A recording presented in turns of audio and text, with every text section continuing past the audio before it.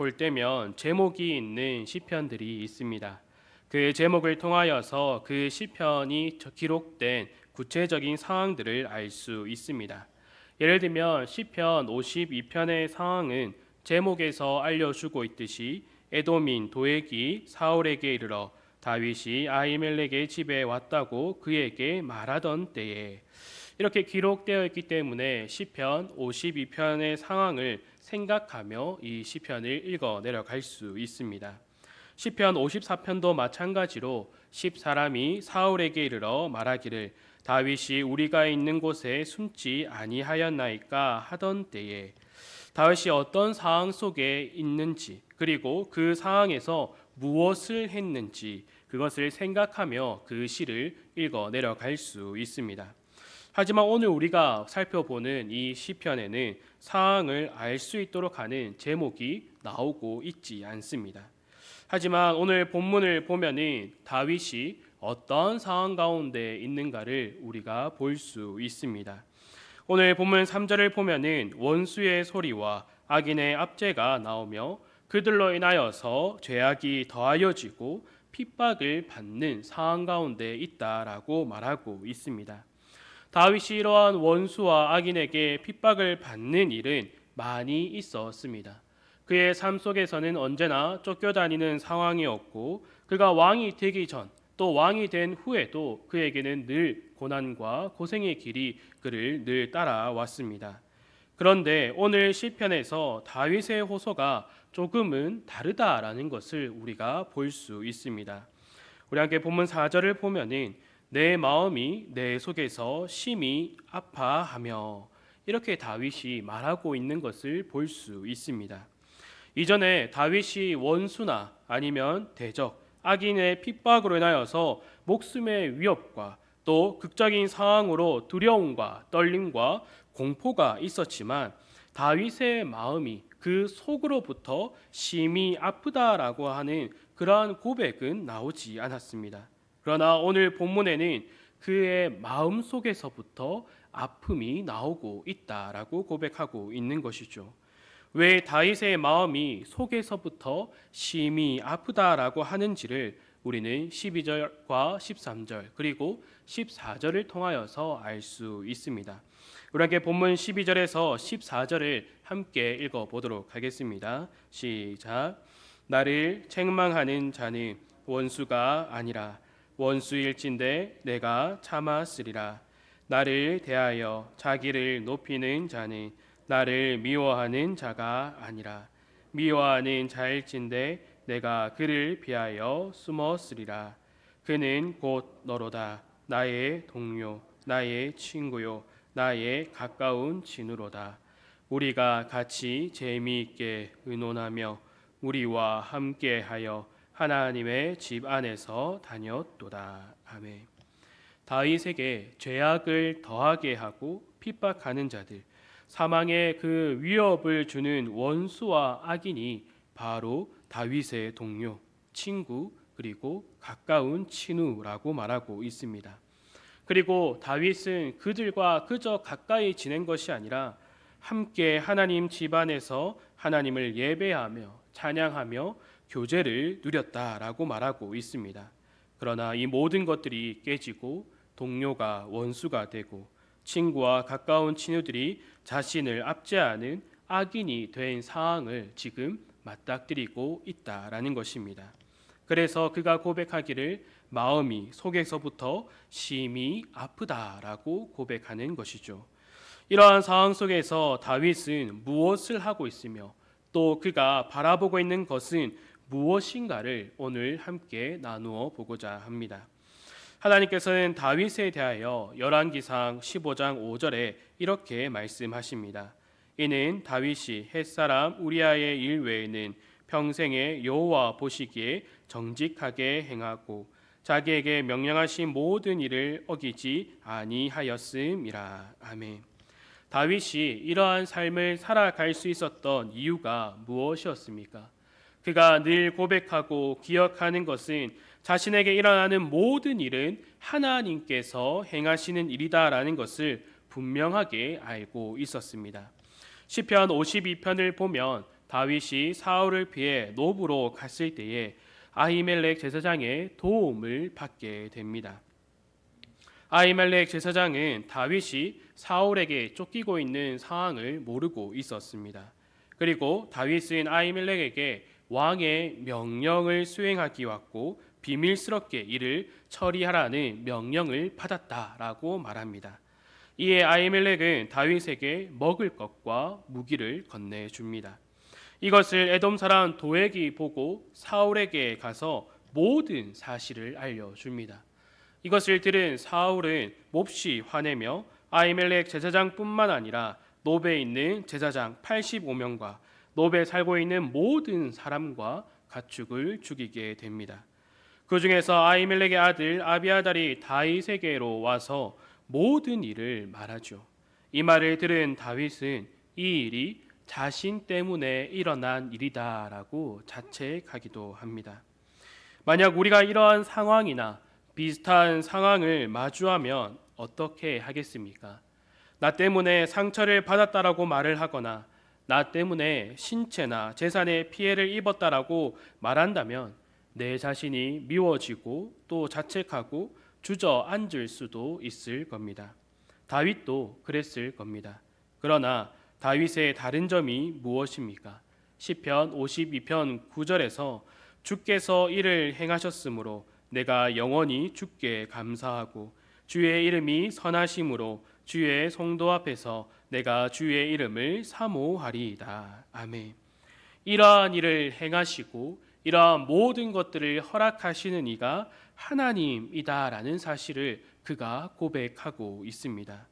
비록 사울이 잔인한 일을 저질렀지만 또 그로 인하여서 다윗의 마음에 큰 상처와 후회가 되는 일이었고 아비아달에게 있어서는 삶에서 잊을 수 없는 가장 충격적인 일이었지만 다윗은 이러한 모든 상황을 주관하시는 이가 하나님이시고 하나님께서 행하셨으며 하나님께 영원히 감사하고 주의 이름을 사모하겠다라고 고백하고 있다라는 것입니다.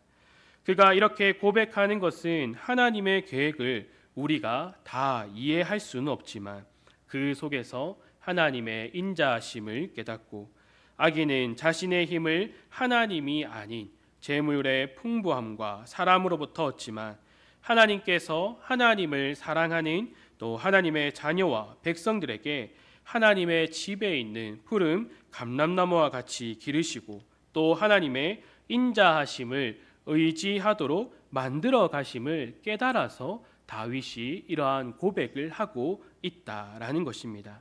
그러면 하나님께서 하나님의 자녀들, 하나님의 백성들에게 또 하나님을 사랑하는 자들에게 왜 이런 시련과 시험을 주시는 이유가 무엇입니까? 더욱더 굳건한 믿음으로 자라가게 하기 위하여서 이러한 일들을 허락하시는 겁니다.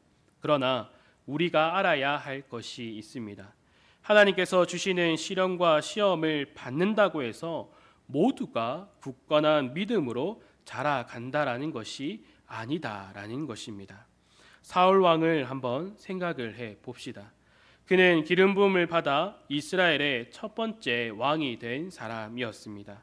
그가 하나님의 영에 크게 감동되어 행하는 일들도 있었습니다.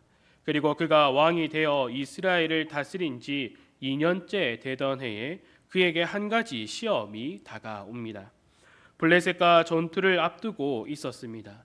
전투에 앞서 하나님께 제사를 드리기 위하여 사무엘이 왔어야 했지만 정한 날까지 사무엘이 도착하지 않았습니다. 이에 블레셋과 전투를 하기 위하여 모인 백성들이 블레셋의 전투력을 보고 두려워하고 있는 가운데 사무엘까지도 오지 않자 그들이 흩어지기 시작했습니다. 이때 사울이 어떻게 행동하고 있습니까? 사무엘을 기다리며 하나님께 어떻게 해야 하는지를 기도하고 있습니까? 그렇지 않습니다. 그는 번제와 화목 제물을 가지고 오라고 해서 자신이 직접 제사를 드리고 있습니다. 그가 제사를 드리고 있는 이유가 무엇입니까?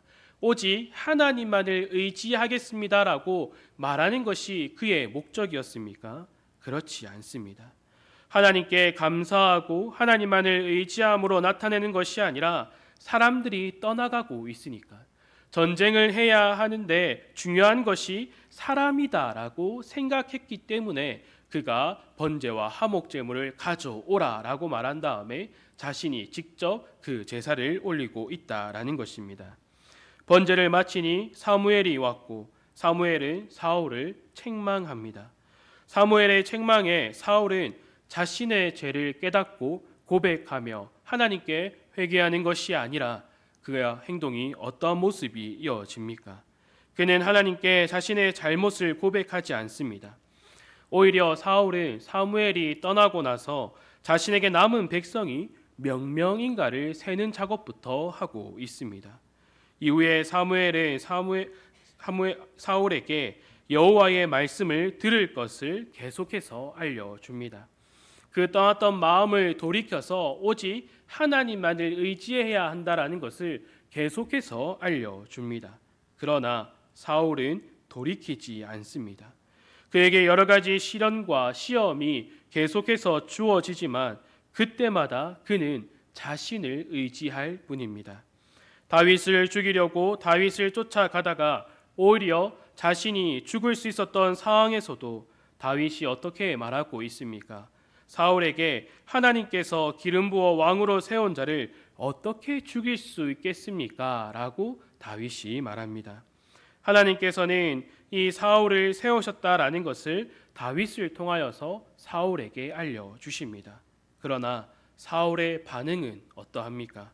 하나님의 말씀을 듣고 회개하는 것이 아니라 말로만 하나님의 이름을 말하고 계속해서 그 안에서는 자신의 자리를 위협하는 다윗을 죽이려고 합니다. 그러나 이와 달리 다윗은 어떠합니까? 그의 앞에 여러 시험과 시련이 다가옵니다. 그는 그때마다 하나님만을 의지하는 모습을 보여주고 있습니다. 아주 긴박한 상황에서도 다윗은 하나님만을 의지하고 있습니다. 사울이 아히멜렉 제사장과 노베 사람들을 죽여 그의 분노가 가장 극에 달해 있었던 그 상황 속에서 다윗은 숨어 있었습니다. 그런데 그때 블레셋 사람들이 그일라를 쳐서 그 타작마당을 취하려는 계획을 알게 되었습니다. 다윗이 어떻게 합니까? 내 코가 석자인데 이 상에서 누굴 구하겠느냐 이렇게 말하고 있습니까? 그렇지 않습니다. 하나님께 물어보고 하나님의 명령대로 그일라 사람들을 구하기 위하여서 가야겠다라고 말합니다. 그때 다윗과 함께 했던 자들이 어떻습니까? 두려워합니다. 지금 우리가 사울을 피하여서 이렇게 숨어 있는 상황에서도 두려운데 그 그일라 사람들을 도우러 그 블레셋을 치러 가는 것이 우리에게 마땅한 일입니까? 우리와 그 블레셋 사람들과 전투하다가 많은 사람들이 죽어나가면 어떻게 합니까?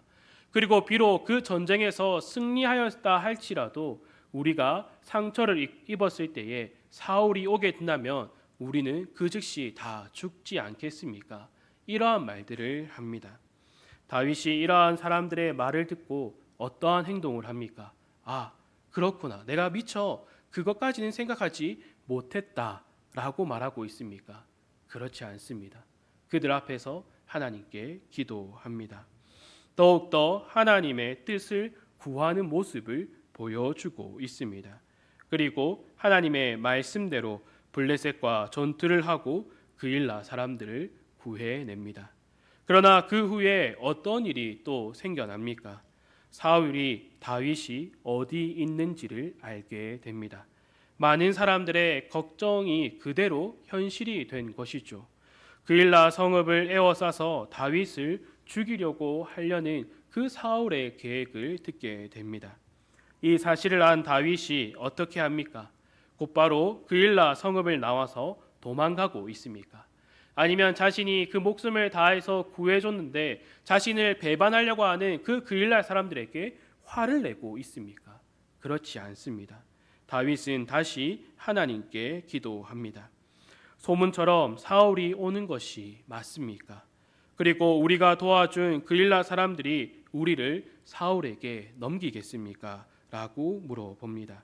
하나님께서는 다윗에게 사울이 이곳으로 오겠고 그일라 사람들이 너를 넘겨줄 것이다 라는 것을 알려줍니다. 다윗은 이러한 긴박한 상황 속에서도 자신의 판단이나 주위 사람들의 말을 듣는 것이 아니라 하나님만을 의지하는 모습을 보여주고 있습니다. 다윗이 긴박한 상황 속에서도 하나님께만 기도했다라는 것은 무엇을 말해주는 것입니까? 긴박하지 않은 여유로운 상황에서도 그는 늘 하나님께 기도하며 하나님만을 의지했다라는 것입니다. 다윗이 이러한 믿음의 사람이 될 수 있었던 것은 하나님께서 그에게 시련과 시험을 허락하셨을 때에 그는 하나님을 더욱 의지하는 그 경험을 했기 때문입니다. 하나님께서 그를 책망하실 때 그는 말뿐인 회개가 아닌 하나님께 엎드려 전심으로 회개하였습니다. 이러한 말을 들으면 어떤 생각이 혹시 드십니까? 다윗 참 대단한 믿음의 용사다라고 생각이 들 겁니다. 그리고 한편으로는 나는 그렇게 못하겠지라는 생각을 하기도 합니다. 그러나 하나님은 우리에게 무엇을 지금 말씀하여 주고 계십니까? 이 모든 것을 이루신 이가 예수 그리스도이심을 우리에게 알려주고 계십니다. 우리에게 시련과 시험이 다가올 때 우리에게 쉽게 다가오는 것이 바로 악입니다. 죄의 유혹이 우리에게 쉽게 다가옵니다. 그래서 예수님께서 우리들에게 기도를 가르치실 때에 시험에 들게 하지 마시옵고 그 뒤에 다만 악에서 구하시옵소서라고 알려주시는 겁니다. 그리고 예수님께서 그 악을 쳐서 승리하셨습니다. 우리 함께 히브리서 2장 13절부터 18절을 한번 다 같이 읽어보도록 하겠습니다. 시작.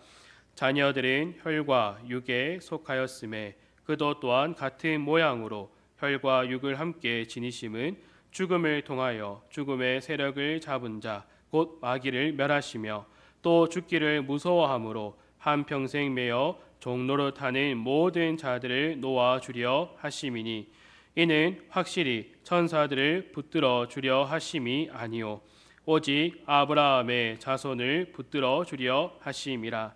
그러므로 그가 범사의 형제들과 같이 되심이 마땅하도다. 이는 하나님의 일에 자비하고 신실한 대제사장이 되어 백성의 죄를 속량하려 하심이라. 그가 시험을 받아 고난을 당하셨은즉 시험 받는 자들을 능히 도우실 수 있느니라. 예수님께서 그 시험과 고난을 당하시고 죽으시고 부활하심을 통해 죄의 권세, 죽음의 세력을 잡은 자 마귀를 멸하시고 승리하셨기에 우리는 우리에게 허락된 이 시련과 시험 속에서 나의 의지와 나의 노력으로 하나님을 의지하는 것이 아니라 예수 그리스도의 이름으로 하나님을 의지하는 것입니다. 우리는 이것을 잊어서는 안 된다라는 것입니다. 오늘 본문 22절에 하나님은 다윗을 통하여서 분명하게 말씀하여 주고 계십니다. 내 짐을 여호와께 맡기라. 그가 너를 붙드시고 의인의 요동함을 영원히 허락하지 아니하시리로다. 아멘. 예수님께서도 이와 같은 말씀을 우리들에게 해주고 계십니다. 내 아버지께서 모든 것을 내게 주셨으니 아버지 외에는 아들을 아는 자가 없고 아들과 또 아들의 소원대로 계시를 받은 자 외에는 아버지를 아는 자가 없느니라.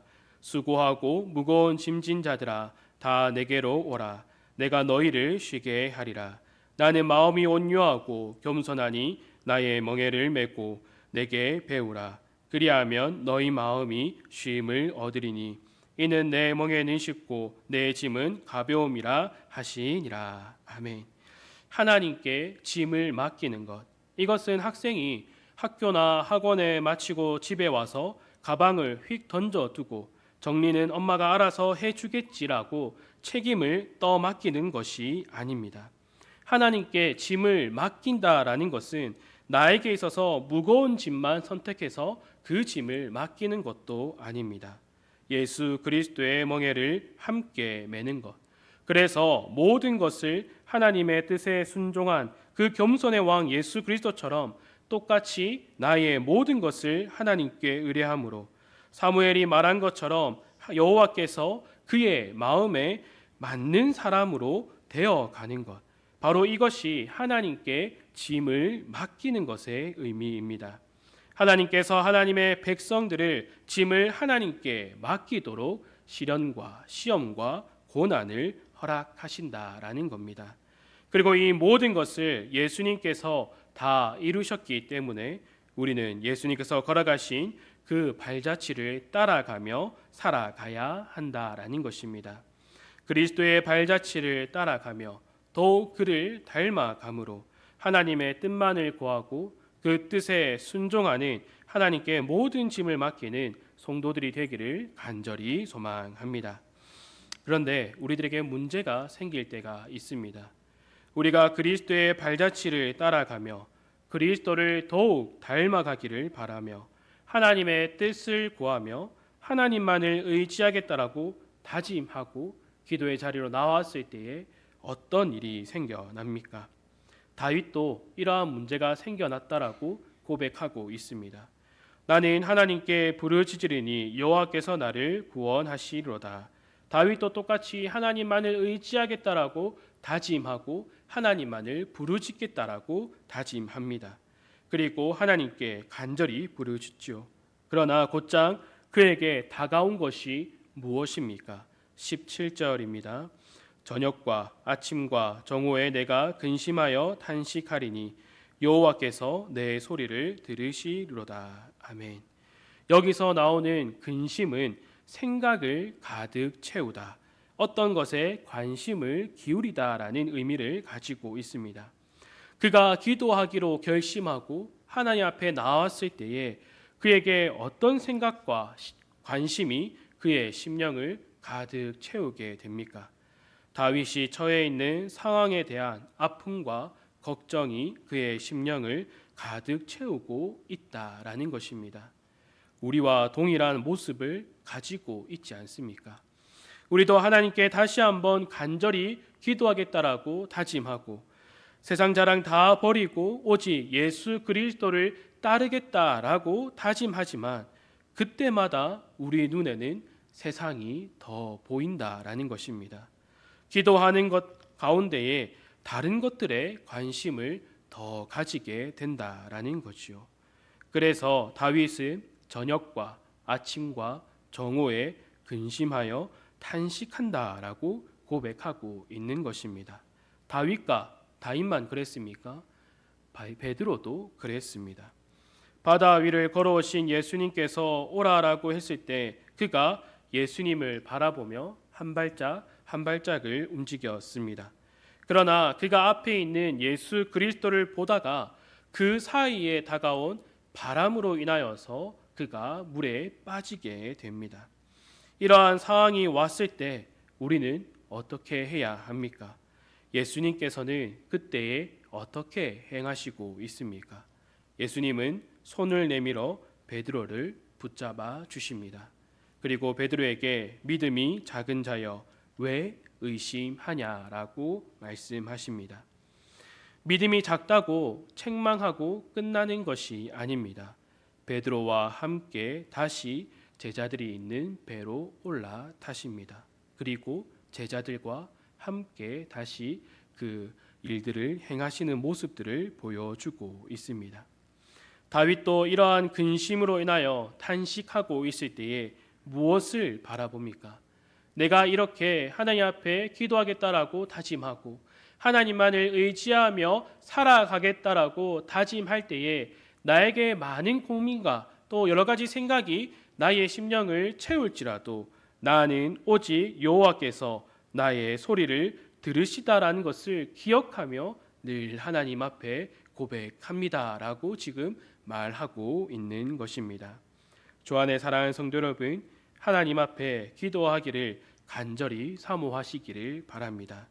그리고 기도할 때에 내 앞에 주어진 문제와 시험과 고난이 생각나 기도를 더 이상 이어나가지 못하는 상황이 생길지라도 하나님께서는 반드시 우리의 기도를 들어주십니다.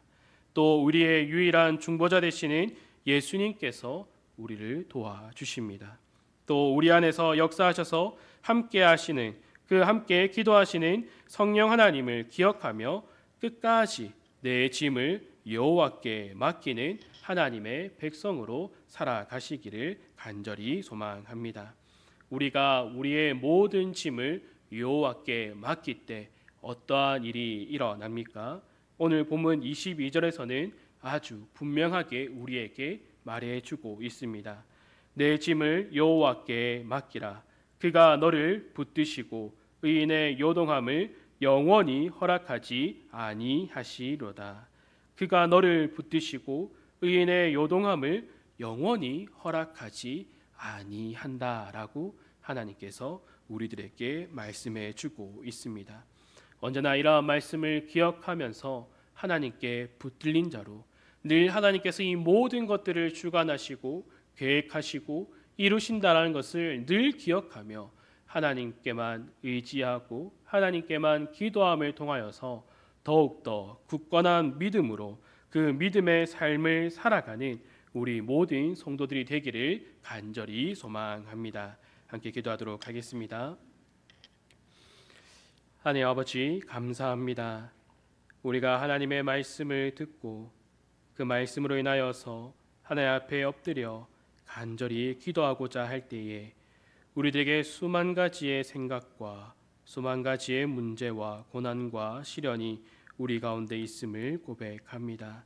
하나님, 그럴 때 우리가 그저 두려워하고 그저 우리가 우리의 생각대로 행하는 것이 아니라 하나님께서 이 모든 것들을 주관하시고 끝까지 우리의 기도를 들어주신다라는 것을 늘 기억하며 우리의 모든 것을 하나님께 맡길 수 있도록 우리의 심령을 붙들어 주시기를 간절히 소망합니다.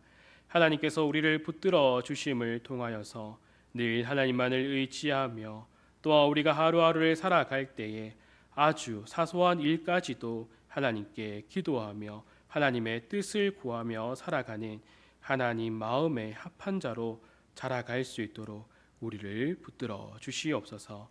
이 모든 것 예수님의 이름으로 기도드립니다. 아멘.